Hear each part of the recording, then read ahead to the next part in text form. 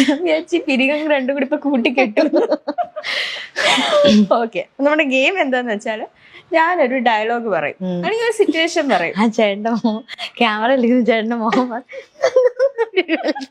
Camera zoom ചെയ്ത് നോക്കുമായിരിക്കും പെട്ടെന്ന് എന്തെങ്കിലും പറ്റിയോ. അതെ അതെ.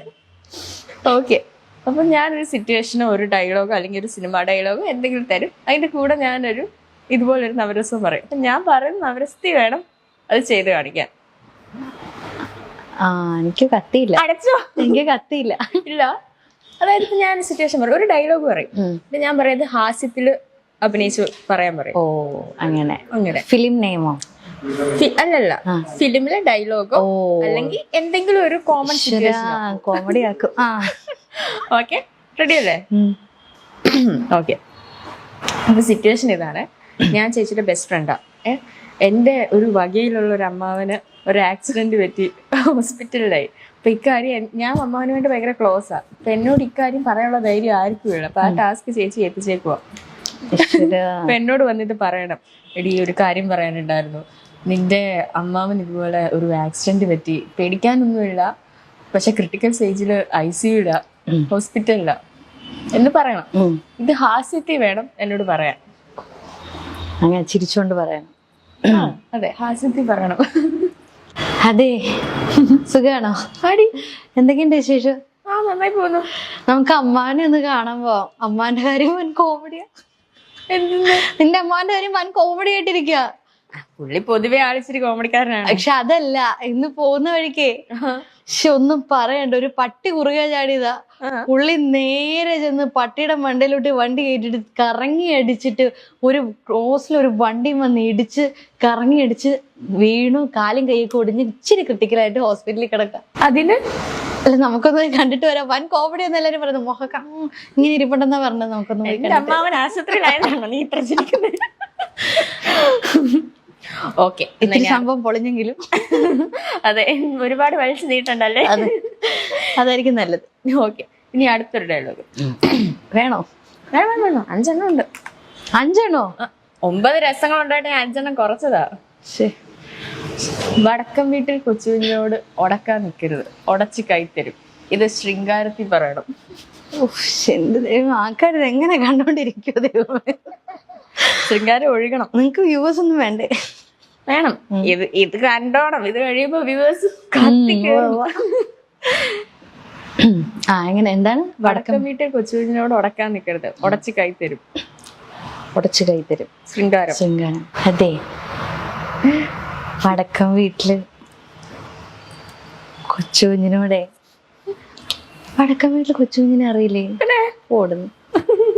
പുള്ളിയോട് ഉടക്കാൻ നിക്കണ്ട, നിന്ന ഉടച്ച് കൈത്തരും. ഓടുന്നു.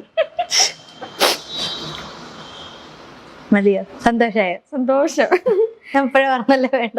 എനിക്ക് 50 ലക്ഷം രൂപയുടെ ലോട്ടറി അടിച്ചു. എനിക്ക് അത് നിങ്ങളുടെ ഫ്രണ്ടായിട്ടുള്ള എനിക്ക് നിങ്ങൾ ഗിഫ്റ്റ് തരാൻ പോവാ. അത് രൗദ്രത്തിൽ പറയണം. എനിക്ക് 50 ലക്ഷം രൂപയുടെ ലോട്ടറി അടിച്ചിട്ടുണ്ട്. വേണോ? എനിക്ക് 50 ലക്ഷം രൂപയുടെ ലോട്ടറി അടിച്ചിട്ടുണ്ട്. വേണമെങ്കിൽ വന്ന് എടുത്തിട്ട് പോട്ടു. അയ്യോ, അപ്പൊ എനിക്ക് തരാൻ പോവാണോ? വേണേ വന്ന് എടുത്തിട്ട് പോ. ചുമ്മാ എനിക്ക് ദേഷ്യം വന്നിട്ട് ഇരിക്കാട്ടോ. കാര്യം ഞാൻ പറഞ്ഞേക്കാം. വേണേ വന്ന് എടുത്തിട്ട് പോ. ഇനി അടുത്തത് വീരം. വീരം കാണാൻ വലിയ ലുക്കില്ലെന്നേ ഉള്ളു, ഭയങ്കര ബുദ്ധിയാ. കാര്യം ഞാൻ പറഞ്ഞേക്കാം. കാണാനൊട്ടും ബുദ്ധി അല്ല, അയ്യോ കാണാനൊട്ടും ലുക്കില്ലെന്നേ ഉള്ളു. ഒടുക്കത്തെ ബുദ്ധിയാ. കാണാൻ ഒടുക്കത്തെ കാണാൻ വലിയ ലുക്കില്ലെന്നേ ഉള്ളു. ഓഡീഷനും വല്ല പോയിട്ടില്ല? ഇല്ല, ഞാൻ ഇതുവരെ പോയിട്ടില്ല. കാണാൻ വലിയ ലുക്കില്ലെന്നേ ഉള്ളു, ഒടുക്കത്തെ ബുദ്ധിയാ. കാണാൻ വലിയ ലുക്കില്ലെന്നേ ഉള്ളു, ഒടുക്കത്തെ ബുദ്ധിയാ. കേട്ടോ? എന്നാര് പറഞ്ഞു? ഓരോരുത്തരും പറയുന്നു, നമ്മളതൊക്കെ അങ്ങ് വിശ്വസിക്കല്ല. ഇപ്പൊ എന്താ ചെയ്യുന്നു? നീ അടുത്തത് കരുണം. ചിരിച്ച് ഞാൻ ചാവും. എക്സ്ക്യൂസ് മീ, കാക്ക തൂറിന്നാ തോന്നണേ. കരുണമാണേ നമ്മുടെ. തെറ്റിടാ.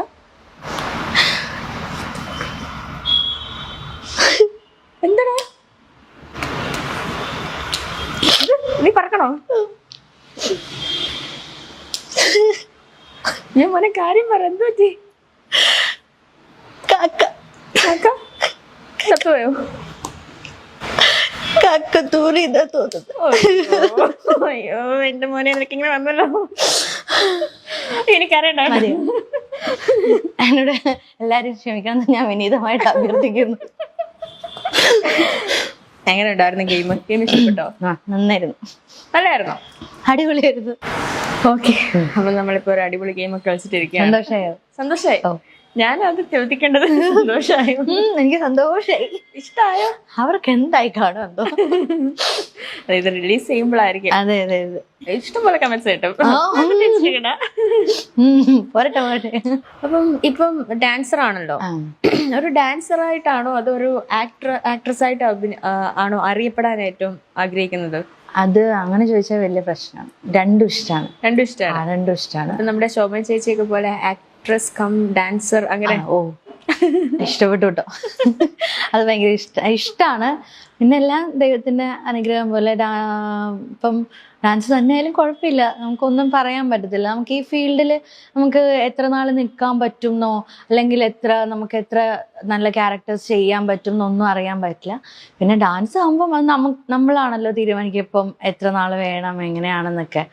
ദൈവം സഹായിച്ച ഒരു കുഴപ്പമില്ലാതിരിക്കുകയാണെങ്കിൽ ഡാൻസ് മാത്രമായാലും കുഴപ്പമില്ല. നല്ല വർക്ക് കിട്ടിയാലും കുഴപ്പമില്ല. ഞാൻ എല്ലാത്തിലും ഹാപ്പിയാണ്. എല്ലാത്തിലും ഹാപ്പിയാണ്. അങ്ങനെ ഇന്ന ഒരു നിശ്ചിതമായിട്ടൊരു എയിം? ഓ, അങ്ങനെയൊന്നുമില്ല. അതൊരു ലക്ഷ്യമില്ലെന്ന്. ഓ, അപ്പൊ ഞാനൊരു ലക്ഷ്യമില്ലാത്തവളായിരുന്നല്ലേ? അതിപ്പോ മനസ്സിലായല്ലോ. മറ്റേ ഇന്ന് തന്നെ ഒരു ഭിത്തിയിൽ ഇങ്ങനെ എഴുതി വെക്കണേ എയിം എന്ന് പറഞ്ഞിട്ട്.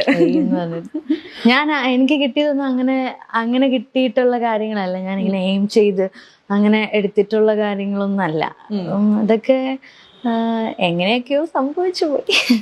ഓക്കെ, ഈ ഫീൽഡിൽ ഏതെങ്കിലും ഒരു ഗോഡ് ഫാദർ ഉണ്ടോ ശരിക്കും? ലൈക്ക് എന്ത് കാര്യത്തിനും ഉപദേശം തരുന്ന, ഓടിച്ചെല്ലാൻ പറ്റുന്ന, ഹെൽപ്പ് ചോദിക്കാൻ പറ്റുന്ന, റെക്കമെൻഡേഷൻസ് ചെയ്യുന്ന അങ്ങനെ ആരെങ്കിലും? അങ്ങനെ ഒരാളുടെ പേര് നമുക്ക് അങ്ങനെ പറയാൻ പറ്റേ. എനിക്ക് ആദ്യമേ മുതൽ എൻ്റെ കൂടെ നിന്ന് എന്ത് ചെറിയ ചെറിയ കാര്യത്തിനായാലും പോലും ആദ്യമേ തന്നെ എപ്പോഴും കൂടെ നിന്ന് സപ്പോർട്ട് ചെയ്യുന്നത് അമ്മ അച്ഛനും തന്നെയാണ്. അത് ഞാൻ ഏത് വഴിക്ക് പോകണം, ആ വഴിക്ക് പോയാൽ അത് വേണ്ട, അത് തെറ്റാണെന്നൊന്നും ഇത് വഴിക്ക് പൊക്കോ അങ്ങനെ പറഞ്ഞ് അതായിരിക്കും നല്ലതെന്നൊക്കെ പറഞ്ഞു വിടുന്നത് അവർ തന്നെയാണ്. പിന്നെ നമ്മുടെ കൂടെ വർക്ക് ചെയ്യുന്നവരൊക്കെ ഇപ്പം എന്തെങ്കിലും ഇങ്ങനെ ഒരു ക്യാരക്ടർ വന്നിട്ടുണ്ടോ, ചെയ്യണോ, ഒക്കെ ആണോ എന്നൊക്കെ ആരോടെങ്കിലും ചോദിച്ചാൽ അങ്ങനെ പറഞ്ഞു തരുന്ന ഒരുപാട് ഫ്രണ്ട്സ് ഒക്കെ ഉണ്ട്. ഓക്കെ, ഇപ്പൊ അച്ഛൻ ആർട്ടിസ്റ്റ് ആണെന്ന് പറഞ്ഞു. ഈ അമ്മയ്ക്കും അനിയനും ഒക്കെയുള്ള ടാലൻസ് എന്തൊക്കെയാ? അമ്മയ്ക്ക് എന്റെ പുറകെ ഇങ്ങനെ നടന്ന്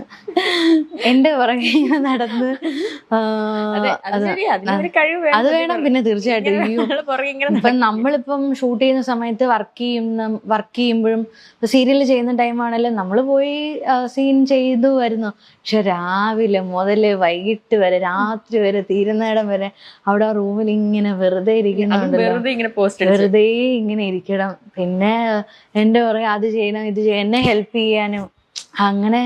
അത് ഭയങ്കര ഒരു വലിയ പാടാണ് കേട്ടോ, രാവിലെ മുതൽ ഇങ്ങനെ ഇരുന്ന്. അത് വലിയ പാടാണ്. ഞാൻ ഒരുപാട് അമ്മമാരെ അതുപോലെ കണ്ടിട്ടുണ്ട്. നമ്മുടെ ഇൻഡസ്ട്രിയിൽ ഒരുപാട് ആർട്ടിസ്റ്റുകളുടെ അമ്മമാർ ഇങ്ങനെ കൂടെ ഇരുന്ന് രാവിലെ മുതൽ രാത്രി വരെ ഇരിക്കുക. അത് കുറച്ച് പാടാണ് കേട്ടോ. ശരിക്കും അവർക്കൊരു അസോസിയേഷൻ തുടങ്ങണം. അത് വേണം. മോഡേൺ ഡ്രസ്സസ് ആണോ അതോ നാടൻ വേഷങ്ങളാണോ കൂടുതൽ ഇഷ്ടം? എനിക്ക് കൂടുതൽ ഇഷ്ടം നാടൻ വേഷങ്ങളാണ്. അതിലാണ് ഞാനിങ്ങനെ എപ്പോഴും കംഫോർട്ടാണ്. തനിയാണോ സ്റ്റൈലിംഗ് ഒക്കെ ചെയ്യുന്നത്? ഓ ഇല്ല, അങ്ങനെയൊന്നുമില്ല, അമ്മയാണ്. കാരണം ഐശ്വര്യയുടെ സ്റ്റൈലിംഗ് ഭയങ്കര ഫേമസ് ആണ്. എന്ത് ഇന്റർവ്യൂസ് ഒക്കെ ഏതൊക്കെ എവിടെയൊക്കെ കണ്ടിട്ടുണ്ടെന്ന് തോന്നുന്നില്ല. പിന്നെ ഒന്നും കാണാതെ ഞാൻ ഇന്നിങ്ങനെ വന്ന് രാവിലെ ഇരുന്നതാ. ഞാൻ ആ കാര്യത്തില് തോൽവിയാണെന്ന് പറയാം. അത്ര എല്ലാ ഡ്രസ്സും സെലക്ട് ചെയ്ത അമ്മയായിരിക്കും. എല്ലാ ഡ്രസ്സും സെലക്ട് ചെയ്യുന്ന അമ്മയാ. പിന്നെ ഞാൻ തന്നെ ഇടുന്നതൊക്കെ എന്തെങ്കിലും ഇട്ട് കഴിഞ്ഞാൽ അതൊക്കെ ഇതെന്ത് വേഷം എന്നായിരിക്കും എല്ലാവരും മിക്കവരും ചോദിക്കുന്നത്.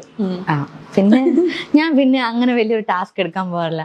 അമ്മ എടുത്തോ, ഞാനിടാം, ഇത്രേ ഉള്ളൂ. ഇപ്പൊ ഒരുപാട് ഡ്രസ്സുകളും കാര്യങ്ങളും അങ്ങനെയൊക്കെ ഉണ്ട്. അപ്പം നമ്മളിപ്പോ കേൾക്കുന്ന ഒരു കാര്യം, ഈ ബോഡി ഷേമിംഗ് എന്ന് പറഞ്ഞാൽ അത് എപ്പോഴെങ്കിലും ഫേസ് ചെയ്തിട്ടുണ്ടോ? കാരണം ഐശ്വര്യ കുറച്ചും കൂടി ഒരു ബബ്ലി ഫിഗർ ആണല്ലോ. അങ്ങനെ അതിപ്പം പറഞ്ഞിട്ടുണ്ട് ഇങ്ങനെ ഭയങ്കര തടിയാണ് അങ്ങനെ പറഞ്ഞിട്ടുണ്ട്. പിന്നെ നമ്മളെ നേരിട്ട് കാണുന്നേക്കാളും ഒന്നും കൂടെ തോന്നും, ഫ്രെയിമിൽ ഒന്നും കൂടെ കുറച്ചുകൂടെ തോന്നും, അങ്ങനെ ഫീൽ ചെയ്തിട്ടുണ്ട്. പല ആർട്ടിസ്റ്റുകളും അങ്ങനെ പറഞ്ഞിട്ടുണ്ട്.